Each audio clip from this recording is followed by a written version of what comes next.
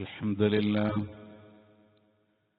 نحمده ونستعينه ونؤمن به ونتوكل عليه ونعوذ بالله من شرور أنفسنا ومن سيئات أعمالنا من يهده الله فلا مضل له ومن يضلل فلا هادي له وأشهد أن لا إله إلا الله وحده لا شريك له وأشهد أن محمدا عبده ورسوله أرسله بالهدى ودين الحق ليظهره على الدين كله ولو كره المشركون اللهم صل على محمد وعلى آل محمد كما صليت على إبراهيم وعلى آل إبراهيم إنك حميد مجيد وبارك على محمد وعلى آل محمد كما باركت على إبراهيم وعلى آل إبراهيم إنك حميد مجيد أما بعد فإن خير الكلام كلام الله وخير السنن سنن محمد صلى الله عليه وسلم وشر الأمور محدثاتها وكل محدثة بدعة وكل بدعة ضلالة وكل ضلالة في النار يا أيها الذين آمنوا اتقوا الله حق تقاته ولا تموتن إلا وأنتم مسلمون أعوذ بالله من الشيطان الرجيم بسم الله الرحمن الرحيم اقترب للناس حسابهم وهم في غفلة معرضون പ്രിയ സത്യവിശ്വാസികളെ വിശ്വാസിനികളെ,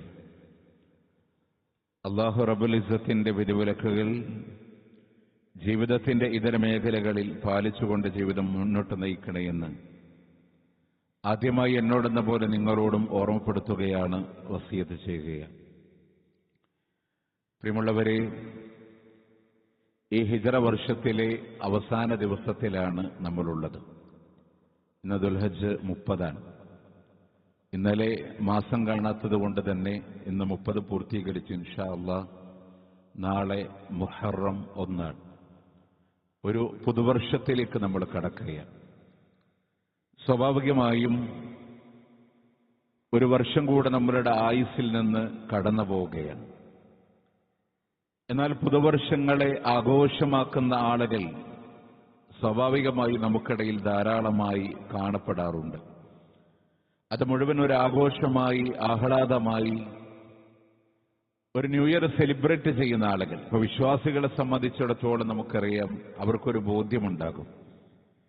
എന്റെ നടക്കുന്ന ഓരോ കാലടികളും എന്നെ അടുപ്പിക്കുന്നത് എന്റെ ഖബറിലേക്കാണ്. ഒരു ക്ലോക്കിന്റെ സെക്കൻഡ് സൂചി ചലിച്ചുകൊണ്ടിരിക്കുമ്പോൾ ബോധ്യമുണ്ടാകേണ്ടത് എന്റെ ആയുസ്സിൽ നിന്ന് അത്രയും സമയം കടന്നു പോകുന്നു എന്നുള്ളതാണ്. അതൊരിക്കലും നമ്മളുടെ ആയുസ്സുകളിലൂടെ തിരിച്ചു കിട്ടാനില്ല. ഒരുപക്ഷെ നമ്മളുടെ മരണം നടന്ന് നമ്മളെ ഖബറിലേക്ക് കൊണ്ടുപോകുമ്പോൾ ആ കൊണ്ടുപോകുന്ന യാത്രാ സമയം പോലും, അതിന്റെ ഓരോ സ്റ്റെപ്പുകൾ പോലും നമ്മളെ ഖബറിലേക്ക് ഇങ്ങനെ അടുപ്പിച്ചുകൊണ്ടിരിക്കുന്നുണ്ടെങ്കിൽ അതൊക്കെ ആയുസ്സിൽ നിന്ന് കടന്നു പോവാൻ. ഇനി സ്വാഭാവികമായും മതമില്ല, എല്ലാം തള്ളിക്കളയുന്ന ആളുകളാണെങ്കിൽ പോലും അതിനെ ആഘോഷിക്കാൻ ആഘോഷങ്ങളോടും ഉത്സവങ്ങളോടും പ്രാതിനിധ്യം കൊടുക്കുന്ന ആളുകളിലും നിങ്ങൾ ആലോചിച്ചു നോക്ക്, അവരുടെ ദുനിയാവിലെ ജീവിതം കടന്നുപോയിക്കൊണ്ടിരിക്കാൻ, ശരീരത്തിന്റെ ആരോഗ്യങ്ങൾ ക്ഷയിച്ചുകൊണ്ടിരിക്കാൻ, അത് മാത്രമല്ല രോഗാവസ്ഥയിലേക്ക് മനുഷ്യർ കടക്കുന്നുണ്ട്. മറ്റുള്ള ആളുകളെ ആശ്രയിക്കേണ്ട അവസ്ഥയിലേക്ക് മനുഷ്യന്റെ സ്വതസിദ്ധമായ കഴിവുകൾ ക്ഷയിച്ചുകൊണ്ടിരിക്കാൻ. ഇതൊന്നും ആലോചിക്കാതെയാണ് മനുഷ്യർ ഓരോ ന്യൂ ഇയറുകളും ആഹ്ലാദത്തിലേക്ക് കൊണ്ടുപോകുന്നത് എന്നുള്ളതാണ്. പ്രിയമുള്ളവരെ, നമ്മൾ മനസ്സിലാക്കേണ്ടത് അല്ലാഹു സുബ്ഹാനഹു വ തആല നമ്മളുടെ ആയുസ്സിൽ തന്ന ഓരോ സമയങ്ങളും ഉള്ള ആരോഗ്യ സമയത്ത് ഉപയോഗപ്പെടുത്താനാണ്. നിങ്ങൾ ഓർക്കുന്നുണ്ട്, അള്ളാന്റെ വിശുദ്ധ ഖുർആൻ 37-ാമത്തെയും സൂറത്തു സ്വാഫാത്തിന്റെ 144-ാമത്തെ ആയത്തിൽ മഹാനായ യൂനുസ് അലൈഹിസ്സലാത്തു വസ്സലാമിന്റെ ചരിത്രം പറയുന്നുണ്ടല്ലോ. അവിടെ യൂനുസ് അലൈഹിസ്സലാത്തു വസ്സലാമിനെ ഒരു മത്സ്യം വിഴുങ്ങുമ്പോ ആ മത്സ്യം അദ്ദേഹത്തെ കൊണ്ടുപോയി തള്ളുന്നൊരു സന്ദർഭമുണ്ട്. ഹൃദയത്തിന്റെ അന്തരാളങ്ങളിൽ നിന്നുള്ള പ്രാർത്ഥന അള്ളാഹുവിന്റെ അർശിനെ വലയം ചെയ്യുമാറ് എന്റെ അടിമയുടെ വിളിയാണെന്ന് അല്ലാഹു സുബ്ഹാനഹു വ തആല മലക്കുകളോട് പറയാൻ. അതായത് ഹൃദയത്തിന്റെ അടിത്തട്ടിൽ നിന്ന് യൂനുസ് അലൈഹിസ്സലാം അള്ളാഹിനോട് പ്രാർത്ഥിക്കുന്നുണ്ട്. മാത്രമല്ല, അദ്ദേഹത്തിന്റെ ആ ആത്മാർത്ഥമായ പ്രാർത്ഥന ഇല്ലായിരുന്നുവെങ്കിൽ അനുബിദ ബിൽ അറാഹ്, പാഴ്ഭൂമിയിൽ അദ്ദേഹത്തെ കൊണ്ടുപോയി തള്ളുമായിരുന്നു എന്നാണ്. ആ യൂനുസ് അലൈഹിസ്സലാമിന്റെ ഹൃദയം തട്ടിയുള്ള പ്രാർത്ഥനയും അതിന് ദുആ നൽകാനുമുള്ള കാരണം പറഞ്ഞിട്ടല്ല സൂറത്ത് സ്വാഫാത്തിൽ പറയുന്ന ഒരു വാക്കുണ്ട്, ഫലൗല അന്നഹു കാന മിനൽ മുസബ്ബഹീൻ. അദ്ദേഹം അല്ലാഹുവിനെ തസ്ബീഹ് ചെല്ലുന്ന പ്രകീർത്തിക്കുന്ന ആളായിരുന്നു. അതല്ലായിരുന്നുവെങ്കിൽ അദ്ദേഹത്തെ രക്ഷപ്പെടുത്തില്ലായിരുന്നു എന്നുള്ളതാണ്. ഏത് സമയത്താ യൂനുസ് അലൈഹിസ്സലാം അല്ലാഹുവിനോട് പറയണേ? മത്സ്യത്തിന്റെ ഉള്ളിൽപ്പെട്ട സമയത്ത് മാത്രമല്ല അല്ലാഹ് പറയക്കാന് അദ്ദേഹമായിരുന്നു. ആരോഗ്യമുള്ള കാലത്ത്, ആയുസ്സിന്റെ നല്ല കാലഘട്ടങ്ങളിൽ അള്ളാഹിനെ തസ്ബീഹ് ചൊല്ലി അള്ളാഹുവിനോട് പ്രകീർത്തിച്ച് ജീവിച്ചിരുന്ന, ദിക്റുകളെ കൊണ്ട് ജീവിച്ചിരുന്ന മനുഷ്യനാണ് യൂനുസ് അലൈഹിസ്സലാം. അതുകൊണ്ട് തന്നെ സന്നിഗ്ധ ഘട്ടങ്ങളിലും അള്ളാഹുവിനോട് പറയുമ്പോ അള്ളാഹു തആല അദ്ദേഹത്തെ സ്വീകരിച്ചു എന്നുള്ളതാണ്. അതിന്റെ കൂടെ ചേർത്ത് പഠിക്കേണ്ട മറ്റൊരാൾ കൊണ്ടേയുണ്ട്. ഈ ചരിത്രപ്രസിദ്ധമായ മുഹറം മാസത്തിലെ അള്ളാഹു തആല കൊന്നുതള്ളിയ ഫിർഔൻ എന്ന് പറയുന്ന ഏകാധിപതിയും സ്വേച്ഛാധിപതിയുമായ ഭരണാധികാരി. ആ ഫിർഔൻ ആയുസിന്റെ കാലഘട്ടങ്ങളിൽ അള്ളാഹിനെ വെല്ലുവിളിച്ചു. ഇന്നി അന റബ്ബുക്കുമുൽ മിസ്ര, ഇന്നി അന റബ്ബുക്കുമുൽ അഅല, ഞാനാണ് ഏറ്റവും വലിയ രക്ഷാധികാരി എന്ന് പറഞ്ഞു. ഞാനാണ് ഏറ്റവും വലിയ റബ്ബ് എന്ന് പറഞ്ഞു. അനല്ലദീ മുൽക്കു മിസ്ര, ഞാനാണ് മിസ്രിന്റെ അധിപതി എന്ന് മാത്രമല്ല, മിസ്രിലൂടെ ഒഴുകുന്ന നൈല് പോലും എന്റെ ചൂണ്ടുവിരലിന്റെ ജൽപ്പനങ്ങൾക്കനുസരിച്ച് മാത്രമേ ഒഴുകൂ എന്ന് അഹങ്കാരത്തിന്റെ വിപ്ലവമോദിയ ഫിർഔൻ അല്ലാഹു തആല മുഹറം 10 ചെങ്കടലിലൂടെ മുക്കിക്കൊല്ലുന്ന സന്ദർഭങ്ങളിൽ ലാ ഇലാഹ ഇല്ലല്ലദീ ആമനത് ബനി ഇസ്രായീൽ, ഇസ്രായേൽ സന്തതികൾ വിശ്വസിച്ച റബ്ബല്ലാതെ യാതൊരു ആരാധനമില്ല എന്ന് ഫിർഔന് പറയുമ്പോൾ അല്ലാഹ് പറഞ്ഞൊരു വാക്കുണ്ട്, ആൽ ആൻ, ഇപ്പോഴാണോ ഫിർഔൻ, ഇപ്പോഴാണോ ഫിർഔൻ, വഖദ് അസൈത ഖബൽ, ഇതിനു മുമ്പ് നീ ധിക്കരിച്ചില്ലേ, വകുംത മിനൽ മുഫ്സിദീൻ, നീ ഇവിടെ പ്രശ്നമുണ്ടാക്കുന്ന ആളായിരുന്നില്ലേ, അതുകൊണ്ട് ഈ സമയത്ത് നിന്റെ വിളി എനിക്ക് വേണ്ട. എന്താ ഇനി നമ്മൾ മനസ്സിലാക്കണ്ടേ? ജീവിതകാലത്തിന്റെ, ആയുസ്സിന്റെ, ആരോഗ്യത്തിന്റെ നല്ല നിമിഷങ്ങളിൽ അള്ളാഹ്ക്ക് ദിക്ർ ചൊല്ലി അള്ളാഹിനെ പ്രകീർത്തിച്ച് അള്ളാഹിനെ ആരാധിച്ച് ഈ സമയമല്ലേ ഹിജ്റ വർഷത്തിന്റെ കലണ്ടറുകൾ മറിയുമ്പോ, ആയുസ്സിന്റെ വർഷങ്ങളെ പൊഴിയുമ്പോ, വയസ്സിന്റെ ഡിജിറ്റലുകൾ മാറിക്കൊണ്ടിരിക്കുമ്പോ നമ്മൾ ആലോചിക്കേണ്ടത് ഈ നല്ല സമയങ്ങളിൽ അള്ളാഹുവിനോട് ദിക്ർ ചൊല്ലി അവനെ പ്രകീർത്തിച്ച് ജീവിക്കുമ്പോ, ആയുസ്സിന്റെ ദുർബലാവസ്ഥകളിലും സന്നിഗ്ധ ഘട്ടങ്ങളിലും അള്ളാഹിനെ വിളിക്കുമ്പോ അള്ളാഹു തആല പരിഗണിക്കുമെന്നാൽ. എന്നാൽ ഈ സമയം മുഴുവൻ അള്ളാഹിനെ ധിക്കരിച്ചിട്ട് നാട്ടിൽ മുഴുവൻ പ്രയാസങ്ങൾ ഉണ്ടാക്കി അള്ളാഹിനെ മറന്ന് ജീവിക്കുന്നവർ വിഷമം വരുമ്പോ അല്ലാഹ് എന്ന് വിളിക്കുമ്പോ അല്ലാഹ് ചോദിക്കും, അൽ ആൻ, ഈ സമയത്താണോ, ഇപ്പോഴാണോ അള്ളാഹിനെ വിളിക്കാനുള്ളേ? അതുകൊണ്ട് പ്രിയമുള്ളവരെ, ആയുസ്സിന്റെ നല്ല സമയങ്ങളെ ഉപയോഗപ്പെടുത്താൻ നിങ്ങൾ ആലോചിക്കണം. എങ്ങനെയാ നമ്മൾ ഒരുക്കി വെച്ചത്? ഒരുപക്ഷെ മുഹറമിന്റെ 1-ാം തീയതി കാണാനുള്ള ആയുസ്സിന്റെ സമയം നമ്മളിൽ ഇല്ല എന്ന് വിചാരിക്കുക. അതിനു മുമ്പാണ് പടച്ച തമ്പുരാൻ നമ്മളുടെ റൂഹിനെ കൊണ്ടുപോകുന്നതെങ്കിൽ അമലിന്റെ അവസ്ഥ എന്താണ്? ഇബാദത്തുകളുടെ അവസ്ഥ എന്താണ്? പുണ്യകർമ്മങ്ങളുടെ അവസ്ഥ എന്താണ്? ഇതുവരെ എന്ത് ചെയ്തു വെച്ച ജീവിതങ്ങളിലൂടെ അമലു സാലിഹാത്തുകൾ ഉണ്ടായോ? പാപങ്ങൾ മുന്നിലുണ്ടോ? ഇസ്തിഗ്ഫാറിന്റെ പശ്ചാത്താപത്തിന്റെ മനസ്സുകളെ കൊണ്ടല്ലാതെ പ്രിയമുള്ളവരെ കടന്നു പോകാൻ പാടില്ല. നമ്മളൊക്കെ വിചാരിക്കണം എന്തെന്നറിയോ? ഇനിയും ഒരുപാട് ന്യൂ ഇയറുകളെ കാണാൻ, ഒരുപാട് വർഷങ്ങളെ കാണാൻ എന്റെ ആയുസ്സുകളിലൂടെ സമയമുണ്ട് എന്ന് ചിന്തിക്കുന്നവരെ അറിയില്ല യാത്രക്കടിയിൽ എപ്പോഴോ കൊഴിഞ്ഞു പോകുന്നതാണ് നമ്മളുടെ ആയുസ്. നമ്മൾ അറിയണില്ല. നമ്മൾ വിചാരിക്കണം ഇതൊക്കെ ഇങ്ങനെ ഒക്കെ മാറി ഒക്കെ പടച്ചം പൊറുത്ത് എന്ന അവസാനം ഞാനങ്ങ് രക്ഷപ്പെട്ടുകൊള്ളും. നിങ്ങൾ വിചാരിക്കുണ്ടോ? മഹ്ശറിന്റെ സുദീർഘമായ ഹദീസുകളിലൂടെ കാണാം, ഓരോ പ്രവാചകന്മാരുടെ അടുക്കലും മനുഷ്യരിങ്ങനെ കടന്നു പോകുമ്പോ അള്ളാന്റെ നബിമാര് പറയുന്നുണ്ട്, അടുത്ത പ്രവാചകന്റെ അടുക്കലേക്ക് നിങ്ങൾ കടന്നു പോകണേ. അവസാനം കലീമുല്ലാഹി മൂസാ അലൈഹിസ്സലാത്തു വസ്സലാമിന്റെ മുന്നിലൂടെ കടന്നു വരുമ്പോ മൂസാ നബി പറയുന്നൊരു വാക്കുണ്ട്, ഇന്നി ഖതൽതു നഫ്സൻ ലം ഉമർ ബിഖത്ലിഹാ. കൊല്ലാൻ അല്ലാഹു അനുവാദം നൽകാത്ത ശരീരത്തെ ഞാൻ കൊന്നവനാണ്. എന്ത് നടപടി എന്റെ റബ്ബ് സ്വീകരിക്കുമെന്ന് എനിക്കറിയില്ല. അതുകൊണ്ട് അടുത്ത പ്രവാചകന്റെ അടുക്കലേക്ക് നിങ്ങൾ കടന്നു പോകണമെന്ന് മൂസാ അലൈഹിസ്സലാത്തു വസ്സലാം പറയുമ്പോ ഏത് പാപത്തിന്റെ പേരില മൂസാ നബി കൊന്നതൊരു കിബ്തിയെ, ഫിർഔനിന്റെ ആളായ കിബ്തിയെ. ആ കിബ്തിയെ അബദ്ധപൂർവമുള്ള അവൻ ചെയ്ത ഒരു തെറ്റിനെ പ്രതിരോധിക്കുമ്പോ അബദ്ധത്തിൽ നടന്ന കൊലപാതകത്തിന് അല്ലാഹു പറഞ്ഞു, മൂസാക്ക് ഈ ദുനിയാവിൽ വെച്ച് തന്നെ ഞാൻ പുറത്തു കൊടുത്തു എന്നാണ്. ദുനിയാവിൽ വെച്ച് അല്ലാഹു പുറത്തു കൊടുത്തൊരു പാപത്തിന്റെ പേരിൽ പരലോകത്ത് മൂസാ അലൈഹിസ്സലാം പേടിക്കുന്നുണ്ടെങ്കിൽ തഖ്വ പള്ളിയുടെ ഉള്ളിൽ വന്നിരിക്കുന്നവരെ നമ്മൾ ചെയ്ത പാപങ്ങൾ അല്ലാഹു പുറത്തു നിന്നിട്ടുണ്ടോ ഇല്ലേ എന്ന് ഒരു ഗ്യാരണ്ടിയും നമ്മളുടെ കയ്യിലില്ല. അതിന്റെ അവസ്ഥ എന്താണെന്നറിയില്ല. അതുകൊണ്ട് തന്നെ ഈ സമയങ്ങൾ ഉപയോഗപ്പെടുത്താൻ, അള്ളാഹുവിനോട് പൊറുക്കലിനെ തേടാൻ, പുണ്യകർമ്മങ്ങൾ അധികരിപ്പിക്കാൻ ആയുസിന്റെ സമയങ്ങളാണ് ഹിജ്റയുടെ കലണ്ടറിലൂടെ മാറിക്കൊണ്ടിരിക്കുന്നത് എന്നുള്ളതാണ് ആമുഖമായി പറഞ്ഞത്. യൂനുസ് നബിയെയും ഫിർഔനെയും ഒന്നുകൂടെ ഹൃദയത്തിന്റെ ഉള്ളിൽ കൊണ്ടുവരണം. ആയുസ്സിലുള്ളപ്പോൾ പറയുമ്പോഴാണ് ദുരന്തത്തിൽ അല്ലാഹു ഉത്തരം നൽകുന്നത്. ആയുസ്സിൽ അല്ലാഹനെ മറന്നാൽ അപകടങ്ങളിൽ അല്ലാഹു തആല പരിഗണിക്കുമെന്നില്ല. അതുകൊണ്ട് പ്രിയമുള്ളവരെ, മരണത്തിന് കാത്തു നിൽക്കണ്ട. ഒരുപാട് കാലം ജീവിച്ച അവസാനം ഒരു ഹജ്ജും ചെയ്ത് ഞാനങ്ങ് നന്നായിക്കൊള്ളാമെന്ന തീരുമാനമുണ്ടെങ്കിൽ അതിന് നമ്മൾ ഉണ്ടാകുമെന്ന് പറയാൻ നമ്മളെ കൊണ്ട് കഴിയില്ല. പ്രിയമുള്ളവരെ, മരിക്കണ നേരത്ത് കരഞ്ഞിട്ടോ, മലായിക്കത്തുകളോട് വിലപിച്ചിട്ടോ, നരകത്തിന്റെ മുന്നിൽ സങ്കടപ്പെട്ടിട്ടോ, ഗ്രന്ഥങ്ങൾ നൽകുന്ന സന്ദർഭങ്ങളിൽ കരഞ്ഞിട്ടോ, മൃഗങ്ങളെ മണ്ണാക്കുന്ന സന്ദർഭങ്ങളിൽ ഞാനൊരു മണ്ണായിരുന്നെങ്കിലെന്ന് വിലപിച്ചിട്ടോ, ജീവിതത്തിന്റെ ഏറ്റവും അവസാനത്തിൽ കത്തിയാണെന്ന നരകത്തിന്റെ കമാനങ്ങളെ തുറന്നു വെച്ച് അതിന്റെ മുന്നിൽ കൊണ്ടുവന്ന് നിർത്തുമ്പോ ഒന്നുകൂടെ മടക്കി തരുമോ എന്ന വിലാപങ്ങളെ കൊണ്ടോ സമയമില്ലാതെ ഈ ഹിജ്റയുടെ കലണ്ടറുകൾ മറിയുമ്പോ ഓർമ്മപ്പെടുത്തണേ, ആയുസ്സുകൾ കടന്നുപോയിക്കൊണ്ടിരിക്കുന്നു. ദുർബലതകൾ കടന്നു വരുമ്പോൾ മുത്തുനബി പറഞ്ഞില്ലേ, ഹംസൻ ഖബല ഹംസ്, 5 കാര്യം വരുന്നതിന് മുമ്പ് 5 കാര്യത്തെ പരിഗണിക്കണമെന്നാൽ അതിൽ ഏറ്റവും ഇമ്പോർട്ടന്റ് ആണ് രോഗത്തിന് മുമ്പുള്ള ആരോഗ്യം, മരണത്തിന് മുമ്പുള്ള ജീവിതം, വാർദ്ധക്യത്തിന് മുമ്പുള്ള യൗവനം. ഈ 3 കാര്യം അതിൽ വളരെ ഇമ്പോർട്ടന്റ് ആണ്. 5 3 വളരെ പ്രധാനമാണ്. ഇപ്പൊ നമ്മൾ ശ്രദ്ധിക്കണ്ടേ? കാരണം രോഗം വരുമ്പോ ഇബാദത്ത് ചെയ്യാൻ കഴിഞ്ഞുകൊള്ളണമെന്നില്ല. നമ്മളൊക്കെ വിചാരിക്കണില്ലേ, ഒരുപാട് സമയവും കഴിവുകളും ഒക്കെ ഉണ്ടെന്നുള്ളത് അള്ളാഹു നമുക്ക് തരാൻ. നമ്മളുടെ ഉള്ളിൽ ഒരുപക്ഷെ നമ്മളും ഒരു മരണരോഗവും തമ്മിൽ ഒരു പരിശോധനയുടെ അകലമാണോ നമുക്കറിയില്ല. ഈ ജുമാക്ക് വന്നിരുന്ന നമ്മളുടെ ഒരു സഹോദരനാണ്. ഒരു നിക്കാഹിന്റെ ഹുത്തുബയിൽ പങ്കെടുത്ത് ആ ഹുത്തുബ ശ്രവിച്ചുകൊണ്ടിരിക്കെ അപ്പുറത്തെയും ഇപ്പുറത്തെയും ചെയറിലുള്ള ആളുകൾ പോലും അറിയാതെ അദ്ദേഹം അല്ലാഹുവിന്റെ വിളിക്കുത്തരം നൽകിയിട്ടുണ്ടെങ്കിൽ, അല്ലാഹുവേ മഅ്ഫിറത്തും മർഹമത്തും നൽകി നീ അനുഗ്രഹിക്കണേ അല്ലാഹ്. എത്ര ആളുകളാണ് ഈ പള്ളിയുടെ ഉദ്ഘാടന സമയം മുതൽ ഇവിടെ ഹുത്തുബ നടത്തുന്ന ഒരാളാണ് ഞാൻ.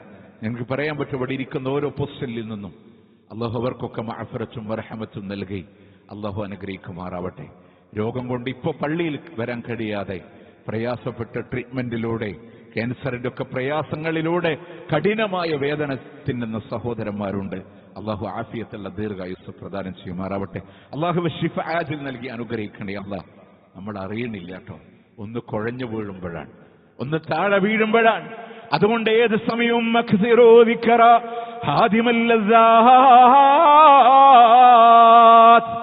സുഖഭോഗങ്ങളുടെ അന്ധകനായ മരണത്തിന്റെ ചിന്തകളെ നിങ്ങൾ അധികരിപ്പിക്കണേ. നമുക്കൊക്കെ ഏത് നന്മക്ക് വിളിച്ചാൽ ഒരുപാട് തിരക്കുകളുണ്ട്. ആയുസ്സിൽ അങ്ങനെയാ. ഇപ്പൊ സമയമില്ല, കുറച്ചു കാര്യങ്ങളുണ്ട്, തിരക്കുണ്ട്. പക്ഷെ ആ റൂഹ് പോകുന്നതോടുകൂടെ എല്ലാ തിരക്കും അവസാനിച്ചില്ലേ? ഇല്ലേ? വീട്ടിലൊരു ഭക്ഷണം കരുതി ജുമാക്ക് വന്ന് തിരിച്ച് കുടുംബത്തിന്റെ കൂടെ ഭക്ഷണം കഴിക്കാമെന്ന് ആഗ്രഹിക്കുന്നവരെ വീട്ടിലേക്ക് എത്തുമെന്ന് പോലും ഉറപ്പ് പറയാൻ നമ്മളുടെ ആയുസ്സുകളെ കൊണ്ട് കഴിയില്ല. ഇല്ല, ഈ ഡ്രസ്സൊക്കെ മാറ്റി ഒരു സിവിൽ ഡ്രസ്സ് ധരിച്ച് കുടുംബത്തിരിക്കാൻ ഇതുപോലെ നമ്മളുടെ കൈക്കൊണ്ടാണോ മയ്യത്ത് കുളിപ്പിക്കുന്നവന്റെ കൈക്കൊണ്ടാണോ എന്ന് പറയാൻ അറിയില്ല. കുഞ്ഞുമക്കളുടെ പ്രിയപ്പെട്ടവരുടെ പൊന്നുമ്മാന്റെ കണ്ണുനീർ നമ്മളുടെ വിയോഗത്തിന്റെ കണ്ണുനീരാൽ കുതിർന്നു പോകുമെന്ന് പറയാൻ കഴിയില്ല. ഇതൊന്നും പേടിപ്പെടുത്താൻ പറഞ്ഞതല്ല.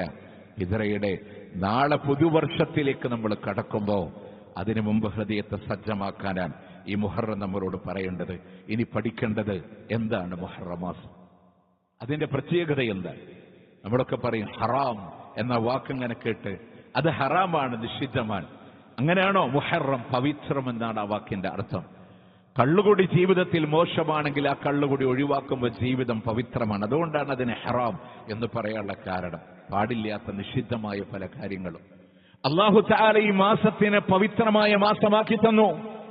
അതുകൊണ്ടാണ് മഹാനായ ഹസനുൽ ബസ്രി റഹ്മത്തുള്ളാഹി അലൈഹി പറയാണ്, ഇന്നല്ലാഹ ഇഫ്തതഹ സനത ബിശഹരിൻ ഹറാം. അല്ലാഹു ഈ വർഷത്തിനെ തുടങ്ങിയത് പവിത്രമായ മാസം കൊണ്ടാണ്. വഖതമഹാ ബിശഹരിൻ ഹറാം. പവിത്രമായൊരു മാസം കൊണ്ടതിനെ അവസാനിപ്പിക്കുകയും ചെയ്തു എന്നുള്ളതാണ്. അതേതാണ് തുടങ്ങിയത്? ഷഹറുല്ലാഹിൽ മുഹറം, അല്ലാഹുവിന്റെ മാസമായ മുഹറമാണ്. അവസാനിപ്പിച്ച മാസം ഏതാണ്? ദുൽഹിജ്ജ. ഫിഹാ അർബഅത്തുൻ ഹുറും എന്ന പവിത്രമായ 4 മാസങ്ങളിൽ അല്ലാഹ് എണ്ണിയ അവസാനത്തെ മാസവും ദുൽഹിജ്ജയാണ്. അതുകൊണ്ടാണ് ഇത് പവിത്രമായ മാസമാണ്. വിശുദ്ധ ഖുർആനിലെ സൂറത്ത് തൗബ 36-ാമത്തെ ആയത്ത് അല്ലാഹ് പറയാണ്, ഇന്ന ഇദ്ദത്തുശ് ശുഹൂരി ഇൻദല്ലാഹി 12. അല്ലാഹുവിന്റെ അടുക്കൽ മാസങ്ങൾ എന്ന് പറഞ്ഞാൽ 12 എണ്ണമാണ് എന്ന് പറഞ്ഞവൻ അല്ലാഹു ആകാശഭൂമികളെ പടച്ചത് അവന്റെ വേദഗ്രന്ഥങ്ങളിലൂടെ രേഖപ്പെടുത്തിയത് 12 എണ്ണമാണെങ്കിൽ അവിടുന്ന് അല്ലാഹുവിന്റെ ഖുർആൻ പറയാണ് ഫീഹാ അർബഅത്തുൻ ഹുറും, അതിൽ 4 എണ്ണം പവിത്രമാണ്. മുത്തനബി സല്ലല്ലാഹു അലൈഹി വസല്ലം പറയാണ്, ആ 4ൽ പവിത്രമെന്ന് പറഞ്ഞത് സലാസത്തുൻ മുത്തവാലിയാത്ത്, അതിൽ 3 എണ്ണം വരുന്നത് തുടർച്ചയാണ്. മറ്റൊന്ന് ഒറ്റപ്പെട്ട റജബും മുളറിന്റെ മാസമായ റജബാണ്. ആ 3 എണ്ണം തുടർച്ചയെന്ന് പറഞ്ഞ ദുൽഖഅദാണ്, ദുൽഹജ്ജാണ്, മുഹറമാണ്. ആ പവിത്രമായ മാസമാണ്. കൊല പാടില്ലാത്ത, യുദ്ധം പാടില്ലാത്ത, ഹിംസ പാടില്ലാത്ത മാസമെന്ന് അല്ലാഹു അഭിസംബോധനം ചെയ്ത പവിത്രമായ മാസമാണ് ഈ മുഹറം എന്നുള്ളത്.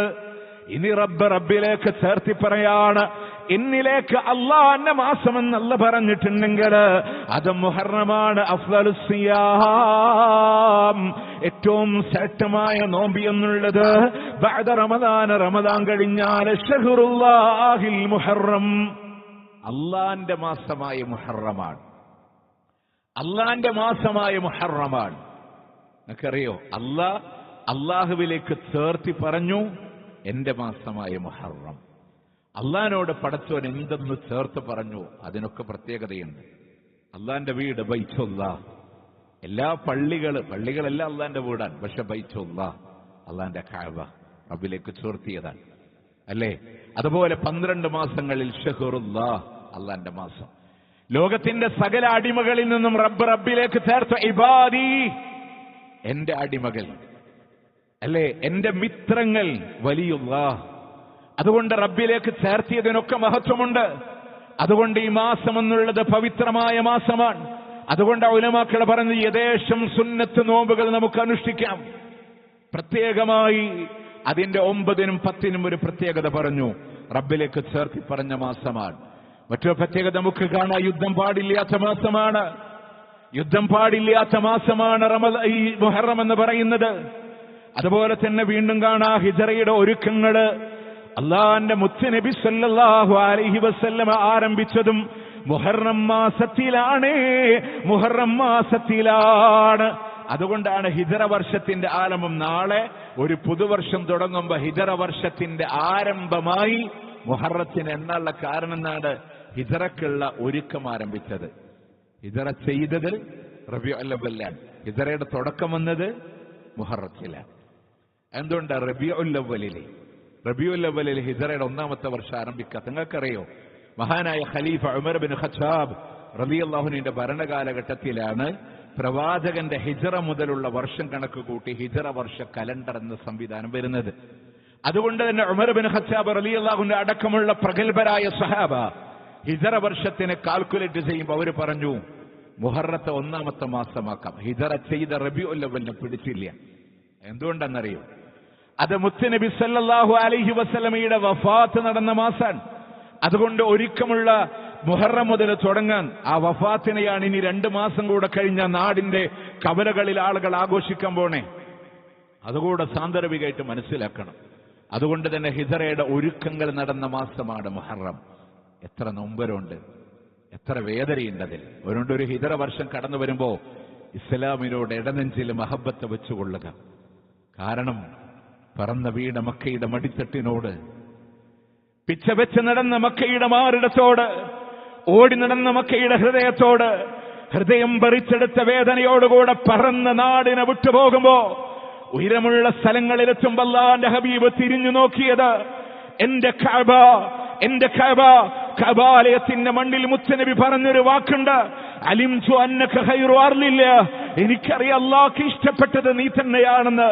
നിന്റെ ആളുകൾ എന്നെ ആട്ടിവിട്ടില്ലെങ്കിൽ ഒരിക്കലും ഞാൻ പുറത്തേക്ക് പോകില്ല എന്ന് കരങ്ങിക്കരഞ്ഞ കണ്ണോടുകൂടെ മക്കയുടെ ബൗണ്ടറി വിടുമ്പോ അള്ളാന്റെ ഹബീബ് ഇങ്ങനെ തിരിഞ്ഞു നോക്കുമ്പോ അള്ളാഹു പറഞ്ഞില്ല നബിയെ, ഈ ഖുർആൻ അവതരിപ്പിച്ച റബ്ബിന്റെ വാക്കാണ്.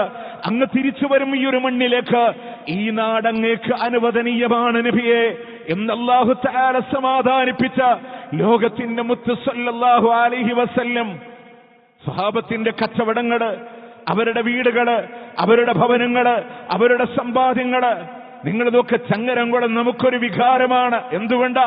എന്റെ നാടാണ് ചങ്ങരംകുളന്ന് നമ്മൾ പറയില്ലേ? ഇല്ലേ പ്രിയമുള്ളവരെ? നിങ്ങൾ ആലോചിച്ചു നോക്ക്.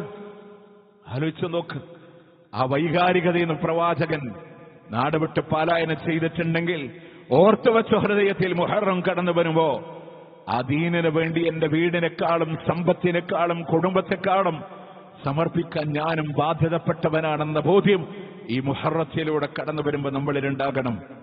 അതുപോലെ തന്നെ മുഹറത്തിന്റെ പ്രത്യേകതയിൽ നമുക്ക് കാണാം, അല്ലാഹു സുബ്ഹാനഹു വ തആല മൂസ അലൈഹിസ്സലാമിനെ രക്ഷിച്ച മാസമാണ് ഈ മുഹറം. ഫിർഔനിനെ അല്ലാഹു മുക്കിക്കൊന്ന മാസമാണ് മുഹറം. മുഹറം 10 നോമ്പെടുക്കുമ്പോ അതിന്റെ ഹദീസ് പഠിച്ചിട്ടുണ്ട്, സ്വഹീഹ് ബുഖാരിയിൽ കാണാം.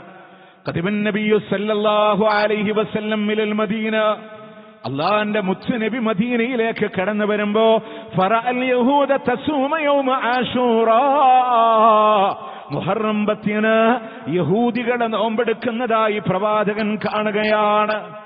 അവര് പറഞ്ഞു ഹാദാ യൗമുൻ സാലിഹ്, നല്ല ദിവസമാണ്. നജ്ജല്ലാഹു ബനി ഇസ്രായീല മിൻ അദുവ്വിഹിം ഫസാമഹു മൂസ, അല്ലാഹു ഇസ്രായേൽ സന്തതികളെ രക്ഷപ്പെടുത്തിയതാണ്. അന്ന് മൂസ അലൈഹിസ്സലാം നോമ്പെടുത്തതാണ്. അല്ലാഹുവിന്റെ മുത്തുനബി അല്ലാഹുവിന്റെ വഹി സംസാരിക്കുന്നുണ്ട്, അന അഹഖു ബി മൂസ മിൻകും, നിങ്ങളെക്കാൾ മൂസയോട് അടുത്തവൻ ഞാനാണ്. മുത്തുനബി മറ്റേത് സുന്നത്ത് നോമ്പുകളെക്കാളും മുത്തുനബിക്കേറെ സന്തോഷത്തോടെ താല്പര്യത്തോടെ നോമ്പെടുത്തിരുന്ന, റമദാൻ കഴിഞ്ഞ് നോമ്പെടുത്തിരുന്ന ദിവസമാണ് മുഹറത്തിന് നോമ്പ്. എന്താ പ്രത്യേകത? ഫിർഔനിനെ അള്ളാഹു മുക്കിക്കൊന്ന ദിവസമാണ്. രാജ്യത്തിന്റെ കലുഷിതമായ സാഹചര്യങ്ങളിൽ നമ്മളുടെ ഹൃദയത്തിൽ കടന്നു വരേണ്ട ഒരു പാഠം കൂടെ അതിന്റെ പിന്നിലുണ്ട്. ഇസ്രായേൽ സന്തതികൾ, നമ്മള് ജൂതരാജ്യമായ ഇസ്രായേലിന് പറയുമ്പോൾ നമ്മുടെ ഉള്ളിൽ ഒരു നല്ല വാക്ക് വരാറില്ല. അവിടുത്തെ ശൈത്താന്മാരെ പറ്റി ചിന്തിക്കുമ്പോൾ അവർക്കെതിരെയുള്ള ശാപവാക്കുകൾ വരാറുണ്ട്. പക്ഷെ ദുആ ചെയ്യുമ്പോൾ നമ്മൾ പലപ്പോഴും സൂക്ഷിക്കേണ്ടത്, ഇസ്രായേൽ എന്നുള്ളതൊരു പ്രവാചകന്റെ വിളിപ്പേരാണ്. അതുകൊണ്ട് ഇസ്രായേലിനെ നശിപ്പിക്കണമെന്ന് പറയുമ്പോൾ അതിനെ മെൻഷൻ ചെയ്ത് ദുആ ചെയ്യാനുള്ള ഒരു മനസ്സുകൂടെ നമ്മൾ എന്ത് ചെയ്യണം? അവിടെ കാണിക്കേണ്ടതുണ്ട്. മാത്രമല്ല, പലപ്പോഴും മൂസാ നബിയോട് നന്ദികേടിന്റെ വാക്ക് പറഞ്ഞു. അവർ ഫിർഔനിന്റെ കീഴിൽ, ഏകാധിപതിയായ ഫിർഔനിന്റെ കീഴിൽ അടിച്ചമർത്തപ്പെട്ടു പോയ ഇസ്രായേൽ സമുദായത്തിന്റെ വിമോചകരായി കടന്നു വന്ന ഒരാളാണ് മൂസ അലൈഹിസ്സലാം. അവരെ രക്ഷപ്പെടുത്തി, അവരെ കൊണ്ടുവന്നു. അല്ലാഹ് പറഞ്ഞ റൂട്ടിലൂടെ സഞ്ചരിച്ചു. വേറെ വഴിയൊന്നും അറിയില്ല. കണ്ടോ, അള്ളാന്റെ വാക്കനുസരിച്ച് മുന്നോട്ട് പോയ വിശ്വാസിക്ക് പതറില്ല എന്നുള്ളതിന്റെ ബോധ്യാണ്. അവരെ കൊണ്ടുവന്ന് കടലിന്റെ മുന്നിൽ ഇങ്ങനെ വന്ന് നിൽക്കാൻ. ആ സമയത്ത് പോലും ആരാ യാത്ര തെളിച്ചത്? അള്ളയാണ്. അള്ളാഹുവിന്റെ വഹിയാണ് യാത്ര. ആ സമയത്ത് പോലും റബ്ബിലോട് പ്രതീക്ഷ വീടാതെ മുന്നിൽ ചെങ്കടലും പിന്നിൽ ഫിർഔനിന്റെ പട്ടാളമുണ്ടെങ്കിൽ കല്ലാ ഇന്ന മഅയ റബ്ബീ സയഹ്ദീൻ, എന്റെ റബ്ബ് എനിക്ക് വഴി കാണിച്ചു തരുമെന്ന് പറഞ്ഞ മൂസാ അലൈഹിസ്സലാം കൂടെ വന്ന ഇസ്രായേൽ ജനത നന്ദികേട് പറഞ്ഞു മൂസാ നബിയോട്. അവരെ കെണിപ്പെടുത്തി എന്നുള്ള രീതിയിൽ നന്ദികേട് സംസാരിച്ചു. പക്ഷേ മൂസാ അലൈഹിസ്സലാം അല്ലാഹുവിൽ ഉറച്ച വിശ്വാസം ഉണ്ടായിരുന്നു. ചെങ്കടലിനെ പിളർത്തി വഴി കൊടുത്ത് ആ വഴിയെ വെള്ളം കിടന്ന ഭാഗത്തിനെ ഉണക്കി ഫുട്ബാത്താക്കി കൊടുത്തവനും അള്ളാന്റെ വിശുദ്ധ ഖുർആൻ. അതുകൊണ്ട് ഈ മുഹറം വരുമ്പോ പടച്ചോനിലെ ആര് ഭരിച്ചാലും ആര് പറഞ്ഞാൽ എന്റെ ഈമാനും വിട്ടുകളിച്ചുള്ള ഒരു കളിയൊന്നും ഞാൻ ചെയ്യില്ല. ഓക്കെ, സംഘപരിവാറിന്റെ ഫാഷിസത്തിന്റെ അജണ്ടകളെ കാണുമ്പോ അതിന്റെ പിന്നാലെ ഒന്ന് ഞാനൊരു തികഞ്ഞ മതേതരവാദിയായിട്ട് ഇവിടെ ഇങ്ങനെ മുഖംമൂടി കാണിച്ചു കൊടുത്തിട്ട് ഞാൻ അതിലുണ്ട്, ഞാൻ ഇതിന് പായസം കൊടുക്കുന്നിടത്തുണ്ട്, അതിന്റെ മുന്നിലും ഞാനുണ്ട്, എന്നാ ഞാനൊരു മുസ്ലിം നാമധാരിയാണെന്ന് പറയുന്ന അള്ളാന്റെ ഈമാനിനെ കളങ്കപ്പെടുത്തുന്ന രീതിയിലൂടെ പ്രവർത്തിച്ചാൽ അള്ളാന്റെ സഹായം ഉണ്ടാവില്ല. ഇസ്ലാമിൽ ഉറച്ചു നിന്ന് പ്രബോധനത്തിന് നടത്തേണ്ട സന്ദർഭങ്ങളിൽ പ്രബോധനം നടത്തി ഇസ്ലാം എന്താണെന്ന് ജനങ്ങളോട് തുറന്നു പറയാത്തിടത്തോളം കാലത്തോളം നമുക്ക് ആ സമാധാനം കിട്ടൂല. നിസ്കാരത്തിൽ കൈകെട്ടി നമ്മൾ പറയണില്ലേ, വഅന മിനൽ മുസ്ലിമീൻ, ഞാനൊരു മുസ്ലിമാണ്. അത് ഐഡന്റിറ്റിയാണ്. ആ ഐഡന്റിറ്റി നിലനിർത്താൻ ഈ തഖ്വ പള്ളിയുടെ ഉള്ളിൽ കൊണ്ടുവന്നിട്ട് കുറെ ആൾക്കാരെ കൊണ്ട് നിങ്ങളുടെ ജയന്തിക്കുള്ള സെലിബ്രേഷൻ ഇതാ, നിങ്ങളുടെ ക്രിസ്മസിനുള്ള കേക്ക് ഇതാന്ന് ഈ പള്ളിയുടെ മെമ്പർ നടത്തുന്ന ഒരു കാരണം എന്താ? ഈ പള്ളിയുടെ ഇബാദത്താണോ? ഈ പള്ളിയിലെ പ്രവർത്തനം അല്ലാഹുവിൻ്റെതാണോ? വഅന്നൽ മസാജിദ ലില്ലാഹ് ഫലാ തദ്ഉ മഅല്ലാഹി അഹദാ, അള്ളാന്റെ കൂടെ മറ്റാരോട് നിങ്ങൾ ദുആ ചെയ്യണ്ട. അതിനാ പള്ളി. അള്ളാന്റെ പള്ളി എന്ന് മാത്രമല്ല, ഹൃദയം പോലും പള്ളിയാക്കി മഹാനായ മുഹിയുദ്ദീൻ ശൈഖ് റഹ്മത്തുള്ളാഹി അലൈഹി ഫത്ഹുർ റബ്ബാനി എന്ന കിതാബിൽ പറഞ്ഞത് ഇജ്അൽ ഖൽബക മസ്ജിദ ഫലാ തദ്ഉ മഅല്ലാഹി അഹദാ, ഹൃദയം ഒരു പള്ളിയാവണം. അതുകൊണ്ട് ആ സൗഹാർദ്ദത്തിന്റെ വലയം, മതസൗഹാർദ്ദം ഇല്ല പ്രിയമുള്ളവരെ, അങ്ങനെ നടക്കൂല. അതുകൊണ്ട് മൂസാ നബിയുടെ ഫിർഔനിനെ മുക്കിക്കൊന്ന തൗഹീദിനെ നെഞ്ചിലേറ്റി ഉറച്ചു നിന്ന് പറഞ്ഞോ, ഞാനൊരു മുസ്ലിമാണ്. ആ പടച്ചോൻ ഇന്ന് ഹയ്യാണല്ല ഖയ്യൂമാണ്. ഇസ്ലാമിൽ രണ്ട് മതങ്ങൾ എങ്ങനെ ലയിക്കാൻ പറ്റൂല. മതസൗഹാർദ്ദമല്ല, മനുഷ്യ സൗഹാർദ്ദമാണ്. ഹൈന്ദവനായിക്കോട്ടെ, ക്രൈസ്തവനായിക്കോട്ടെ, ആരും ആയിക്കോട്ടെ, അവൻ മനുഷ്യനാണ്. അവന്റെ സിരകളിൽ ഓടുന്നത് ചുവന്ന ബ്ലഡ് തന്നെയാണ്. നമ്മളെപ്പോലെ സ്പന്ദിക്കുന്ന ഹൃദയം അവർക്കുമുണ്ട്. അവരെ കാത്തിരിക്കുന്ന കുടുംബങ്ങൾ നമ്മളെപ്പോലെ അവർക്കുമുണ്ട്. എങ്കിൽ അവരോടൊക്കെ ഒരു മനുഷ്യ സൗഹാർദ്ദത്തിലൂടെ നിലനിൽക്കാൻ നമ്മൾ ശ്രദ്ധിക്കുക. അതുകൊണ്ട് പ്രിയമുള്ളവരെ, മൂസാ അലൈഹിസ്സലാമിന്റെ അള്ളാഹു രക്ഷപ്പെടുത്തിയ മാസമാണ് പവിത്രമായ നോമ്പുകളുള്ള റമദാൻ കഴിഞ്ഞാൽ ഏറ്റവും ശ്രേഷ്ഠമായ നോമ്പുള്ള മാസം കൂടെയാണ് ഈ മുഹറം. ഇത് മനസ്സിലാക്കുക. അതിന്റെ പവിത്രതകൾ ഉൾക്കൊണ്ട് ഇൻഷാ അല്ലാഹ് നോമ്പിന്റെ ഫളലുകൾ 9-ന്റെയും 10-ന്റെയും നോമ്പിന്റെ ശ്രേഷ്ഠതകൾ ഇൻഷാ അല്ലാഹ് അള്ളാഹു തൗഫീഖ് നൽകിയാൽ അടുത്ത ഖുത്ബയിൽ നമ്മൾ സൂചിപ്പിക്കും. അള്ളാഹു അതിന് തൗഫീഖ് നൽകി അള്ളാഹു അനുഗ്രഹിക്കുമാറാവട്ടെ.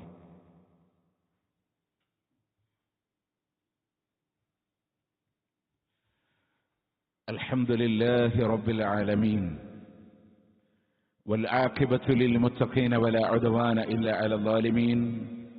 أصلي وأسلم على رسوله النبي الكريم وعلى آله وصحبه أجمعين. أما بعد اتقوا الله يا عباد الله. അള്ളാഹുവിനെ സൂക്ഷിച്ചുകൊണ്ട് ജീവിക്കണമെന്ന് ഒരിക്കൽ കൂടി ഓർമ്മപ്പെടുത്തുകയാണ്, വസിയത്ത് ചെയ്യുകയാണ്. പ്രിയമുള്ളവരെ, മുഹറം എന്ന് പറയുന്ന മാസത്തിന്റെ പവിത്രതകളും അതിന്റെ ശ്രേഷ്ഠതകളും അതിന്റെ സുന്നത്തുകളൊക്കെ നമ്മൾ പറയുമ്പോഴും സമൂഹത്തിൽ ഒരു തെറ്റായ ധാരണ ഈ മുഹറവുമായി ബന്ധപ്പെട്ട് കടന്നു വരുന്നുണ്ട്. നമ്മുടെ നാട്ടിലൊക്കെ പറയാ ദുശ്ശകുനത്തിന്റെ മാസാണ്, നഹ്സ് എന്നാണ് നമ്മളതിനെ വിളിക്കുക. ഈ മുഹറത്തിൽ നിങ്ങളുടെ പരിസരത്ത് ഓഡിറ്റോറിയങ്ങൾ നോക്കിയാൽ മുസ്ലിം വിവാഹങ്ങളൊന്നും ഈ ആഴ്ചകൾ എന്ത് ചെയ്യില്ല. മുഹറം 10 കടന്നോട്ടെ എന്നാ പറയാ. ഒരു വീട്ടിൽ താമസാവണമെങ്കിൽ പറയും മുഹറം 10 കഴിഞ്ഞോട്ടെ. ഒരു കച്ചവടം തുടങ്ങാൻ പറ്റൂല. നഹ്സാണ്, ദുശ്ശകുനമാണ്. ഒന്ന് നമ്മൾ മനസ്സിലാക്കേണ്ടത്, ഇമാം ഇബ്നു ഹജറുൽ ഹൈതമി അദ്ദേഹത്തിന്റെ ഫതാവൽ ഹദീസിയ എന്ന് പറയുന്ന കിതാബിൽ പറയുന്ന ഒരു വാക്കുണ്ട്, വഅന്ന ദാലിക മിൻ സുന്നത്തിൽ യഹൂദ്, അത് യഹൂദികളുടെ ചര്യയാണ്. ലാ മിൻ ഹുദൽ മുസ്ലിമീനൽ മുതവക്കിലീന അലാ ഖാലിഖിഹിം വബാരിഇഹിം, അവരുടെ സൃഷ്ടാവായ അള്ളാഹുവിൽ ബലമേൽപ്പിക്കുന്ന വിശ്വാസികളുടെ ചര്യയല്ല നഹ്സ് എന്ന് പറയുന്നത്.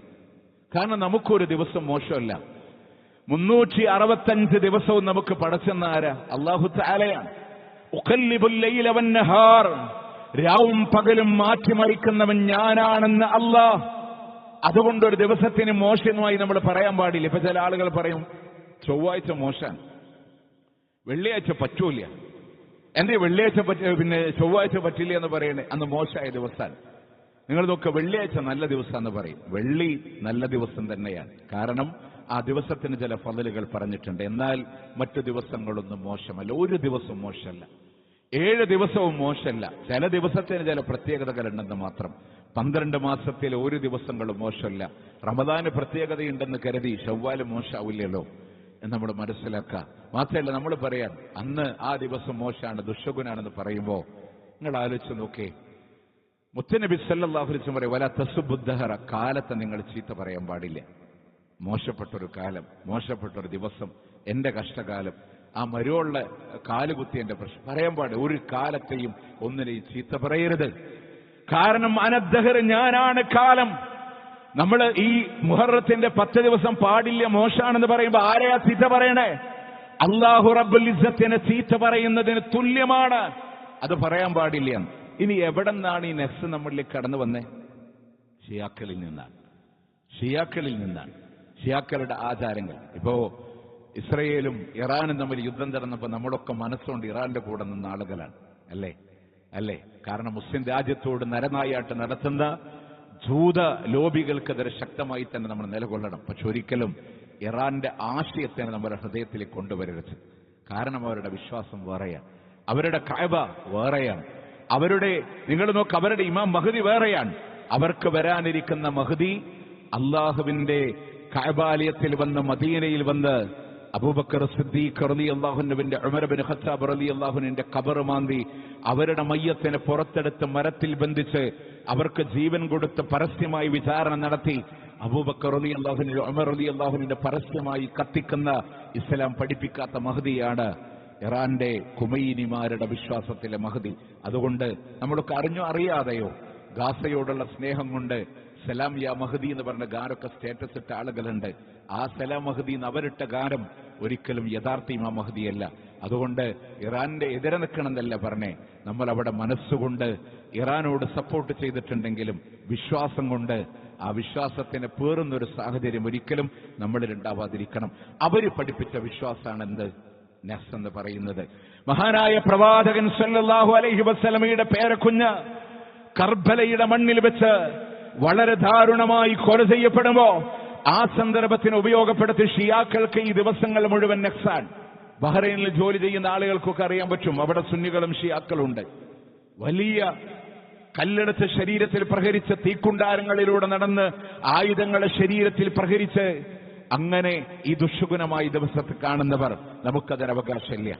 ഒരാൾ മരിച്ചതിന്റെ പേരിലും ഒരാൾ കൊല ചെയ്യപ്പെട്ടതിന്റെ പേരിലും പ്രിയമുള്ളവരെ ആ ദിവസത്തിന് ദുഷ്ഗുണമായി കാണാൻ കഴിയില്ല. പ്രവാചകന്റെ പേരക്കുട്ടികളുടെ ചോര വാർന്നിട്ടുണ്ടെങ്കിൽ വേദനിക്കുന്നവർ തന്നെയാണ്. പക്ഷെ ആ ദിവസത്തെ മോശമെന്ന് പറയാൻ പറ്റോ? മഹാനായ ഖലീഫ ഉമർ ഇബ്നു ഖത്താബ് റളിയല്ലാഹു അൻഹു ദുൽഹജ്ജ മാസം 26-ാം തീയതിയാണ് മിഹ്റാബിന്റെ രക്തസാക്ഷിയായി ഷഹീദുൽ മിഹ്റാബ് ഫൈറൂസ് അബൂ ലുഅ്ലുഅത്തുൽ മജൂസി എന്ന് പറയുന്ന മനുഷ്യന് ഇരുതലമൂർച്ചയുള്ള കടാര 7 തവണങ്ങളിലൂടെ തന്റെ ശരീരത്തിലൂടെ പ്രഹരിച്ച് രക്തം വാർന്ന ഉമർ റളിയല്ലാഹു അൻഹു ഷഹീദാകുമ്പോ ആ ദുൽഹജ്ജ് മാസം മോശമാണെന്ന് പറയാൻ, അതിന്റെ അവസാനത്തെ 10 മോശമെന്ന് പറയാൻ നമ്മൾ ആരെങ്കിലും ധൈര്യം കാണിക്കുമോ? പ്രിയമുള്ളവരെ, മഹാനായ ഉസ്മാൻ ഇബ്നു അഫ്ഫാൻ റളിയല്ലാഹു അൻഹു ഹിജ്റ 35-ലെ ദുൽഹിജ്ജ മാസം 18-ന് മദീനയിലുള്ള പ്രമുഖരായ സ്വഹാബ ഹജ്ജിന് പോയപ്പോ കലാപകാരികൾ അദ്ദേഹത്തിന്റെ വീട്ടിലേക്ക് ഇരച്ചു കയറി. പ്രിയമുള്ളവരെ, അള്ളാഹുവിന്റെ ഖുർആനിന്റെ വഹികൾ എഴുതി വെച്ച കൈപ്പടത്തിനെ വെട്ടിമാറ്റുമ്പോ ഉസ്മാൻ ഇബ്നു അഫ്ഫാൻ റളിയല്ലാഹു അൻഹു പറഞ്ഞ വാക്കുണ്ട്, അള്ളാഹുവിന്റെ വഹി എഴുതിയ കരങ്ങളെയാണ് നിങ്ങൾ വെട്ടിമാറ്റിയത് എന്നുള്ളതാണ്. ഖുർആനിലേക്ക് മുഖം കുത്തി വീണ് ഓതിക്കൊണ്ടിരിക്കുന്ന ഖുർആനിലൂടെ രക്തം പടർന്ന് ഉപരോധത്തിലൂടെ ഭക്ഷണമില്ലാതെ വെള്ളമില്ലാതെ മഹാനായ ഉസ്മാൻ ഇബ്നു അഫ്ഫാൻ റളിയല്ലാഹു അൻഹു ഷഹീദാകുമ്പോ ആ ദുൽഹജ്ജ് മാസത്തിന്റെ 2ാമത്തെ 10 ദിനരാത്രങ്ങളെ ദുഷ്ഗുണത്തിന്റെ 10 എന്ന് പറയാൻ ആരെങ്കിലും തയ്യാറാകുമോ? എന്റെ പ്രിയമുള്ളവരെ, മഹാനായ പ്രവാചകന്റെ കരളിന്റെ കഷ്ണമായ ഫാത്തിമയെ ഏറ്റെടുത്ത അലി ഇബ്നു അബീ ത്വാലിബ് റളിയല്ലാഹു അൻഹു, പ്രവാചകന്റെ സംരക്ഷണയിലൂടെ വളർന്നു വന്ന അലി ഇബ്നു അബീ ത്വാലിബ് റളിയല്ലാഹു അൻഹുവിനെ അബ്ദുറഹ്മാൻ ഇബ്നു മുൽസിം എന്ന് പറയുന്ന കലാപകാരി, പ്രിയമുള്ളവരെ, അള്ളാന്റെ പള്ളിയിലേക്ക് സുബഹി നമസ്കാരത്തിന് കടന്നു വരുമ്പോ വാതിൽക്കലൂടെ കാത്തുനിന്ന് തലക്ക് ലക്ഷ്യമായി വെട്ടും ബാലി ഇതല്ലാക്ക് വേണ്ടിയിട്ടാണെന്ന് പറഞ്ഞ് ദാരുണമായി അലി ഇബ്നു അബീ ത്വാലിബ് റളിയല്ലാഹു അൻഹുവിനെ കൊല ചെയ്ത് രക്തം ചെയ്ത് പള്ളിയിൽ പോലും രക്തം ചിന്തിയ അബ്ദുറഹ്മാൻ ഇബ്നു മുൽസിം ഈ കലാപം ചെയ്തത് വിശുദ്ധ റമദാനിന്റെ രണ്ടാമത്തെ പത്തിനാണ്. റമദാൻ 19 ആ റമദാനിന് ദുഷ്ഗുണത്തിന്റെ മാസമെന്ന് പറയാൻ ഈ ആളുകൾ തയ്യാറാകുമോ? ആ അലി റളിയല്ലാഹു അൻഹു കഴിഞ്ഞിട്ടല്ലേ അലി റളിയല്ലാഹുവിന്റെ മകനുള്ളത്. അതുകൊണ്ട് പ്രിയമുള്ളവരെ, ഇത്തരം മോശപ്പെട്ട വിശ്വാസങ്ങളൊന്നും നമ്മളിലൂടെ കടന്നു വരാതിരിക്കാൻ നമ്മൾ ശ്രദ്ധിക്കുക. ഒരു പുറകിൽ കേരളത്തിലെ മുസ്ലിംകളുടെ വിശ്വാസം കൊണ്ടോട്ടിക്കൈയും പൊന്നാനിക്കൈയും ആയിരുന്നു. സൈനുദ്ദീൻ മഖ്ദൂമിന്റെ ശിഷ്യന്മാര് പൊന്നാനിക്കൈ, കൊണ്ടോട്ടി തങ്ങളുടെ ശിഷ്യന്മാര് കൊണ്ടോട്ടിക്കൈ. ആരാ കൊണ്ടോട്ടി തങ്ങൾ എന്നറിയോ? ബോംബെയിൽ നിന്ന് കേരളത്തിലേക്ക് കടന്നു വന്ന മുഹമ്മദ് ഷാ എന്ന് പറയുന്ന ഷിയ വിശ്വാസി. അതുകൊണ്ട് തന്നെ മുസ്ലിങ്ങൾ രണ്ട് തട്ടിലായിരുന്നു. പക്ഷെ മുഹമ്മദ് ഷായുടെ കാലം കഴിഞ്ഞു, സൈനുദ്ദീൻ മഖ്ദൂമിന്റെ കാലം കഴിഞ്ഞു. രണ്ടും കൂടെ സമ്മിശ്രമായൊരു ദീൻ കേരളത്തിൽ ഒഴുകാൻ തുടങ്ങി. അതിന്റെ ഭാഗമായിട്ടാണ് ഷിയായിസം നമ്മളുടെ ഇടയിലും കിട്ടിയത്. അറിയാതെയും മാല മൗലിദുകളിലൊക്കെ ധാരാളമായി ഫാത്തിമ മൗലിദിലൂടെ അങ്ങനെയൊക്കെ ഒരുപാട് അനാചാരങ്ങൾ ഷിയായിസങ്ങൾ നമ്മളിലൂടെ കടന്നു വന്നിട്ടുണ്ട്. സൂക്ഷിക്കുക. മുത്തനബി പഠിപ്പിച്ച ദീനനുസരിച്ച്, യഥാർത്ഥ വിശ്വാസം അനുസരിച്ച് മുന്നോട്ട് പോവാൻ നമ്മൾ തയ്യാറാവുക. അല്ലാഹു സുബ്ഹാനഹു വ തആല അനുഗ്രഹിക്കുമാറാവട്ടെ. പ്രിയമുള്ളവരെ, മറ്റൊരു പ്രധാന വിഷയം ഇന്നത്തെ സാമ്പത്തികമായ കളക്ഷൻ എന്നുള്ളത് നമ്മളുടെ പള്ളിയിലെ യുവാക്കളുടെ നേതൃത്വത്തിൽ അൽഹംദുലില്ലാഹ് ഒരു സ്നേഹസ്പർശം എന്നൊരു പേര്, അതൊരു ലേബിൾ മാത്രമാണ്. പാവപ്പെട്ട നിരാലംബരായ ആളുകൾക്ക് അവർക്കൊരു കൈത്താങ്ങാവാൻ ചാരിറ്റി പ്രവർത്തനങ്ങൾ അൽഹംദുലില്ലാഹ് യുവാക്കളുടെ നേതൃത്വത്തിലാണ് അൽഹംദുലില്ലാഹ് ഇവിടെ നടന്നുകൊണ്ടിരിക്കുന്നത്. അതുകൊണ്ട് തന്നെ മഴയുടെ സാഹചര്യങ്ങളാൽ മഴയുമായി ബന്ധപ്പെട്ട പ്രയാസങ്ങളിലൊക്കെ നമ്മുടെ നാട്ടിലും ചുറ്റുപാടിലുമുള്ള സഹോദരങ്ങളൊക്കെ പ്രയാസപ്പെടുന്ന സാഹചര്യങ്ങൾ ഉണ്ടായേക്കാം. അതിനെ മുന്നിൽ കണ്ടുകൊണ്ട് നമ്മളാൽ കഴിയുന്ന രീതിയിൽ ഇൻഷാ അല്ലാഹ് സാമ്പത്തികമായി നമ്മളൊക്കെ സഹായിക്കണം. ഭക്ഷണങ്ങളായി, വസ്ത്രങ്ങളായി, അതല്ല ഇനി വീട് മെയിൻ്റെനൻസുകളായി, ഏത് രീതിയിലാണോ അർഹതപ്പെട്ട ആളുകളെ കണ്ടെത്തി അവരെ പഠനം നടത്തി അവരെ കൂടിയിരുന്ന് സെലക്ട് ചെയ്ത് ഇൻഷാ അല്ലാഹ് അവരിലേക്ക് ആ സഹായങ്ങൾ എത്തിക്കുന്ന വലിയൊരു സംരംഭം അത് നാളുകളായി നമുക്കിടയിൽ ഉള്ളതാണ്. പക്ഷെ നമ്മുടെ മഹലിൽ പലരും അതിലേക്ക് സന്നിഹിതരാവൽ വളരെ കുറവാണ്. പല നാടുകളിൽ നിന്നൊക്കെ ഇതൊരു കൂട്ടായ്മ എന്നുള്ള രീതിയിൽ സഹായങ്ങൾ ഉണ്ടാവാറുണ്ട്. അതുകൊണ്ട് നമ്മൾ ഓരോരുത്തരും ഇൻഷാ അല്ലാഹ് നമ്മളെ കൊണ്ട് കഴിയുന്ന രൂപത്തിൽ അതിൽ ഭാഗവാക്കാവാൻ നമ്മളൊക്കെ ശ്രദ്ധിക്കുക. അല്ലാഹു സുബ്ഹാനഹു വ തആല അനുഗ്രഹിക്കുമാറാവട്ടെ.